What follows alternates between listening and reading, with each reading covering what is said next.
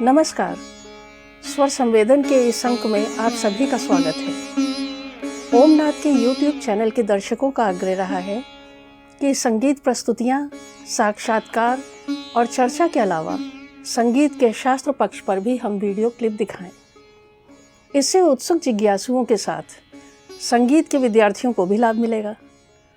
इसीलिए स्वर संवेदन के अंतर्गत हम छोटी छोटी क्लिप्स में संगीत तत्व, उसके विकास और अनेक रूपों में हुए प्रयोग को व्यवस्थित ढंग से समझने का प्रयास करेंगे।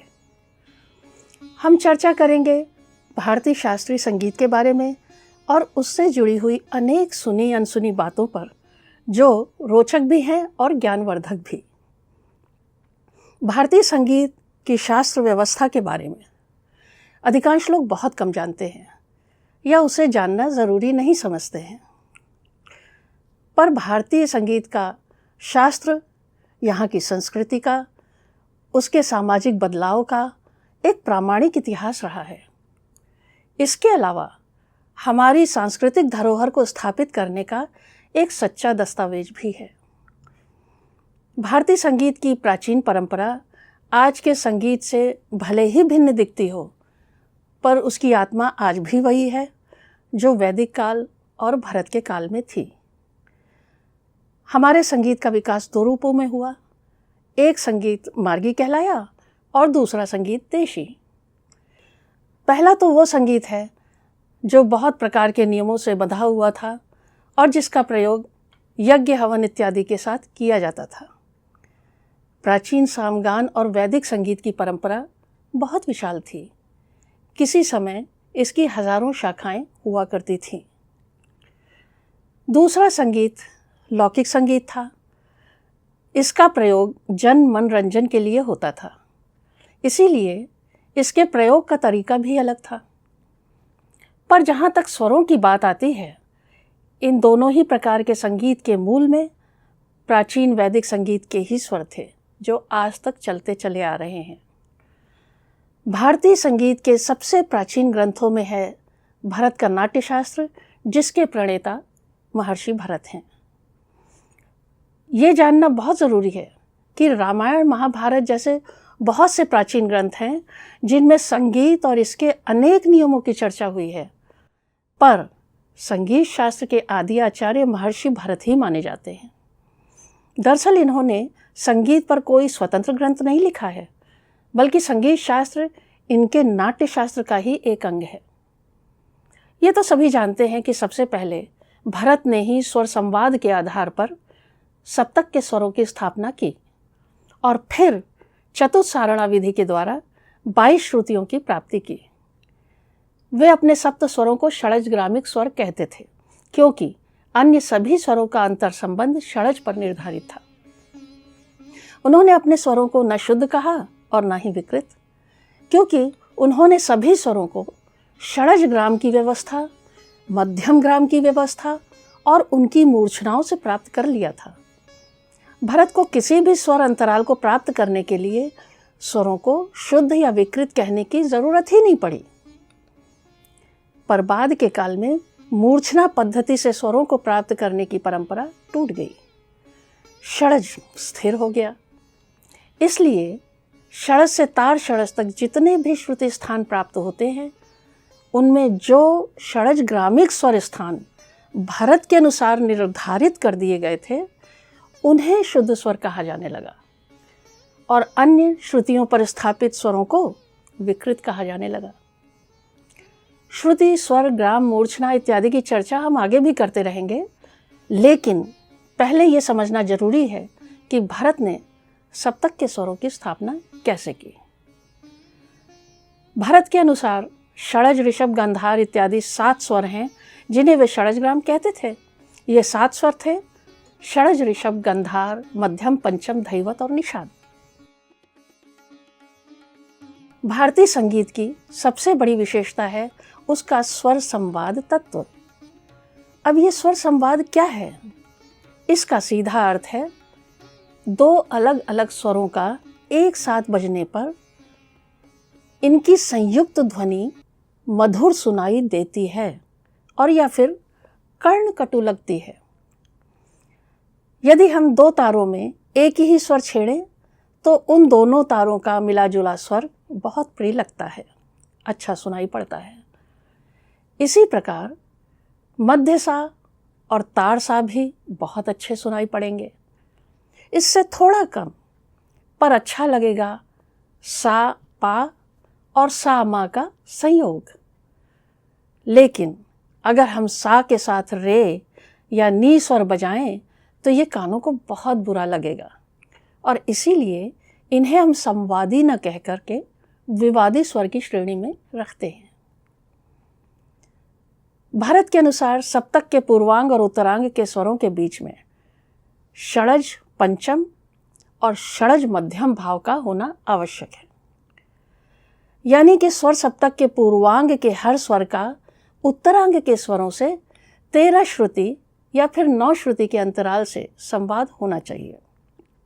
उदाहरणार्थ सा का पा से संवाद, रे का धा से संवाद, गा का नी से और मा का तार सा से संवाद होना चाहिए। ये सभी अंतराल 13 श्रुतियों के अंतर पर स्थित हैं। इसी प्रकार सा से मा, रे से पा, गा से धा, मा से नी और पा से तार सा का अंतराल होना चाहिए जो कि 9 श्रुतियों का है। इसके अलावा भारत ने एक और स्वर संवाद को मान्यता दी है जो षडज और अंतर्गंधार के बीच का है। ये इंटरवल या अंतराल 7 श्रुतियों का है, इसको षड्जांतर कहते हैं। यही अंतराल षड्जांतर भाव के नाम से भी जाना जाता है। इस अंतराल से प्राप्त जिस स्वर को हम शुद्ध गंधार कहते हैं उसे स्वयंभू गंधार भी कहा जाता है। जब स्वर सप्तक की निर्मिति में ही स्वर संवाद को इतना महत्व दे दिया गया हो तो बाद के काल में ये नियामक सिद्धांत बन जाए, इसमें आश्चर्य की कोई बात नहीं। इससे पहले कि हम भारत के स्वर स्थापना प्रकरण को समझें, हमें उस समय की कुछ खास बातों को जान लेना जरूरी है। पहले बिंदु पर है कि भारत का काल 2री शताब्दी से 5वीं शताब्दी तक का माना जाता है। दूसरा बिंदु, भारत काल में राग का अस्तित्व नहीं था और न ही राग शब्द का व्यवहार आज के अर्थ में किया जाता था। तीसरा बिंदु, भारत काल में जाति गान की परंपरा थी जो ग्राम और मूर्छना पर आधारित थी और जो प्राचीन काल से लेकर 10वीं शताब्दी तक प्रचार में थी। चौथे बिंदु में है रागांग पद्धति के शुरू हो जाने से जाति गान की ग्राम मूर्छना पद्धति समाप्त हो गई। इसका मुख्य कारण था षडज स्वर का स्थिर हो जाना। इसकी भी चर्चा आगे हम करेंगे कि षडज स्थिर होने का क्या अर्थ है। षडज स्वर स्थिर होने के कारण एक नए युग का सूत्रपात हुआ था। 5वां बिंदु है, भारत के काल में तंत्री वाद्यों में पर्दों का इस्तेमाल नहीं होता था। यानी पर्दा, जिसे मध्यकाल में सारिका भी कहते थे, लगने की प्रथा तब शुरू ही नहीं हुई थी। ये व्यवस्था 9वीं शताब्दी में किन्नरी वीणा में पहली बार पर्दे लगने से शुरू होती है। इसका उल्लेख मतंग मुनि के द्वारा लिखे गए ग्रंथ बृहद्देशी में मिलता है। मतंग मुनि द्वारा बनाई गई किन्नरी वीणा विश्व की पहली वीणा है जिसमें पर्दों का प्रयोग शुरू हुआ। छठा बिंदु, पूर्व मध्यकाल से, जिसे आज हम तानपुरा कहते हैं, षडज के स्थिर हो जाने के फलस्वरूप प्रचार में आया। इसे पहले अनिबद्ध तंबूरा कहते थे। भारत के षडज ग्राम में क्रमशः षडज मध्यम पंचम की 4-4, ऋषभ धैवत की 3-3 और गांधार निषाद की 2-2 श्रुतियाँ थीं, यानी 4-3-2, 4-4-3-2 का अंतराल था। वास्तव में स्वर संवाद पद्धति भारतीय संगीत की आत्मा है। इस स्वर संवाद के बिना ना तो प्राचीन जातिगान संभव था और ना ही आज का राग गान। दूसरे शब्दों में अगर हम कहें तो इस स्वर संवाद के कारण ही भारतीय संगीत सारे विश्व में विशिष्ट कहलाता है। ये वैज्ञानिक दृष्टिकोण से भी शुद्ध माना जाता है। राग में उपस्थित स्वर संवाद वाले इन स्वरांतरालों को नवत्रयोदश श्रुत्यांतराल भी कहा जाता है। स्वर संवाद को समझने के लिए ध्वनि शास्त्र के अध्ययन की आवश्यकता पड़ती है। दूसरी बहुत बड़ी खूबी जो भारतीय संगीत की है वो है इसका षड्ज प्रधान होना।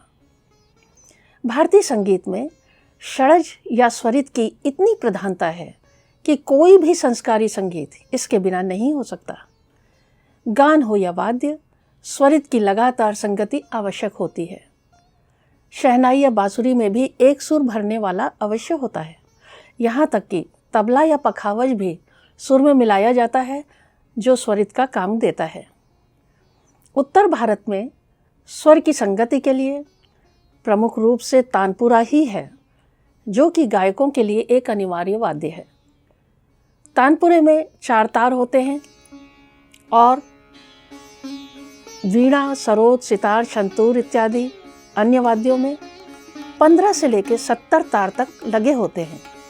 उन्हें भी स्वर संवाद के नियम पर चलकर ही सुर में मिलाया जाता है। सभी में आधार सुर तो सा का ही होता है, चाहे वो फिर किसी भी पिच में गाया बजाया जा रहा हो। आज के लिए इतना ही। आगे की कड़ियों में भरत द्वारा की गई स्वर स्थापना को हम और समझेंगे। तब तक के लिए नमस्कार।